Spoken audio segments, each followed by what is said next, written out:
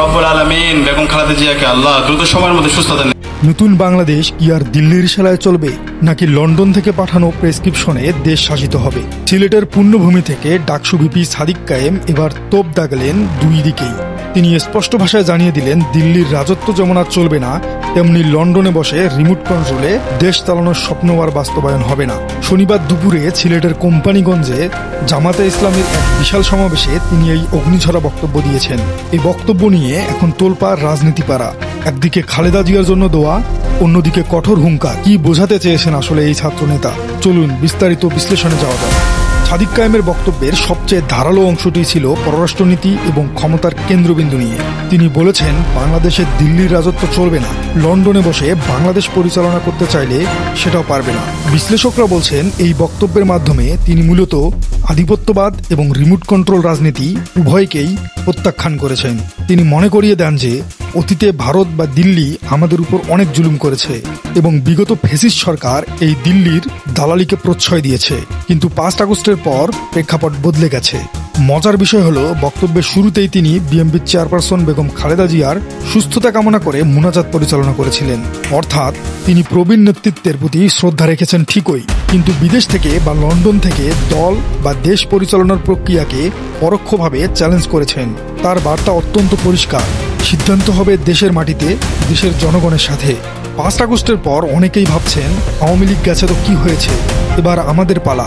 তাদের উদ্দেশ্যে সাদিক কায়েম জানিয়ে দিয়েছেন এই চরম হুঁশিয়ারি। তিনি বলেছেন, কেউ যদি মনে করেন হাসিনার মতো ফ্যাসিস্টের রাজত্ব কায়েম করবেন, তবে তাদের পরিণতি খুনি হাসিনার চেয়েও ভয়াবহ হবে। জনগণ আপনাদের লাল কার্ড দেখাবে। তিনি স্পষ্ট করে বলেন, নতুন বাংলাদেশে কোনো চাঁদাবাজ, টেন্ডারবাজ বা ধর্ষকদের ঠাঁই নেই। জনগণকে বোকা বানিয়ে আর রাজনীতি করা যাবে না। কাজ আর যোগ্যতার মাধ্যমেই নেতাদের প্রমাণ করতে হবে যে সে যোগ্য নেতা। ভারতের সাথে সম্পর্কের ক্ষেত্রে সীমান্ত হত্যা একটি স্পর্শকাতর ইস্যু। সাদিক কায়েম এই ইস্যুতে কোনো ছাড় দিতে নারাজ। তার ভাষায়, সীমান্তে আর কোনো হত্যা চলবে না। যদি একটি লাশও পড়ে, তবে 18 কোটি জনগণ একসঙ্গে প্রতিরোধ এবং প্রতিবাদ জানাবে। তিনি আরও ওয়াদা করেছেন, বিগত সময়ে সীমান্তে যত হত্যা হয়েছে তার প্রতিটির বিচার এই নতুন বাংলাদেশে নিশ্চিত করা হবে। এটি ভারতের প্রতি নতজানু পররাষ্ট্রনীতির বিরুদ্ধে তরুণ নেতৃত্বের এক স্পষ্ট অবস্থান। রাজনীতির বাইরে সাদিক কায়েম কথা বলেছেন সিলেটের অর্থনীতি ও সম্ভাবনা নিয়ে। তিনি সিলেটের পর্যটনকে তুরস্কের ইস্তাম্বুলের সাথে তুলনা করার স্বপ্ন দেখিয়েছেন। কোম্পানিগঞ্জের বিখ্যাত সাদা পাথর পর্যটন কেন্দ্রকে কাজে লাগিয়ে তিনি লাখ লাখ মানুষের কর্মসংস্থান তৈরি করার কথা বলেছেন। তিনি বলেন, তুরস্কের ইস্তাম্বুলের মতো সিলেটের সাদা পাথর ও জাফলন পর্যটনগুলো আমাদের বিশ্ব দরবারে প্রতিষ্ঠিত করতে পারবো ইনশাআল্লাহ। এই স্বপ্ন বাস্তবায়নের জন্য তিনি সিলেট 4 আসনে জামাতে ইসলামের প্রার্থী জয়নাল আবেদিনকে সমর্থনের আহ্বান জানান। তার মতে, জয়নাল আবেদিনের মতো সৎ ও যোগ্য নেতাই পারেন এই অঞ্চলের পর্যটন শিল্পকে বিশ্বময়ে ছড়িয়ে দিতে।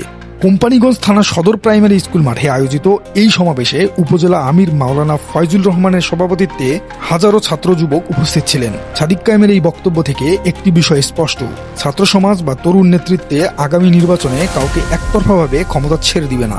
দিল্লি বা লন্ডন নয়, তারা চায় সত্যিকারের জনগণের শাসন। এখন দেখার বিষয়, প্রধান রাজনৈতিক দলগুলো এই তরুণদের বার্তাকে কিভাবে গ্রহণ করে। রাজনীতির প্রতিটি মুহূর্তের সঠিক বিশ্লেষণ পেতে সাবস্ক্রাইব করে রাখুন আমাদের চ্যানেলটি। দেখা হবে আগামী পর্বে। দর্শক, আপনার কি মনে হয়, সাদিক কায়েমের এই বক্তব্য নিয়ে আপনার মতামত কি? জানিয়ে দিন কমেন্টে।